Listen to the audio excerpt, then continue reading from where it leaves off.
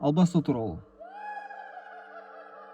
Албасты су тылсымына байланысты әзәзіл пері. Албастылар өзен көлдердің маңайын мекен етіп, ақ шашы жалбырап, емшегі арқасынан алып салбыраған ұсынсыз әйел кейпінде көрінеді. Әдетте ол жағалауда жайбарқат шашын тарап отырады. Албастылар жансыз заттар мен жануарлар кейпіне енеді деген нанымдар бар. Кейде көпене, яғни үлкен шөп, ағаш немесе арбаға айнала қояды. Олардың аяқтары теріс қараған, құстабан немесе тұяқты болып келеді.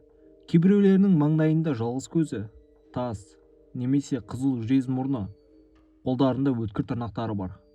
Ең қаскүнем зиянкес албастылар қара, қалғандары сары болады. Олардың қолдарында әрқашанда сиқырлы кітап, тарақ, күміс теңге жүреді.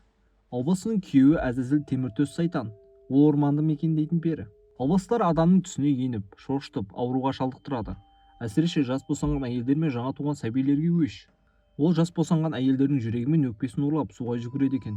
Оларды суға салса, әйел өліп қалатын көрінеді. Албасты өз құрбандарының қанын ішетін қансорғыш, жылқыны жақсы көреді. Түнде мініп жалдарын шимақ шатпақ қылып өріп тастайды. Албасты жалғызілікті адаммен немесе аңшылармен бірге тұрып, оларға сәттілік әкеледі. Өзінің сүтін ішкізіп, қабырғасынан кесіп алған етін жегізеді. Адамдар албастыны бағындыру үшін оның үстінен бір тал қылшығын немесе бір затын, сиқырлы кітабын, тарағын, не болмаса теңгесін қолына түсіру керек.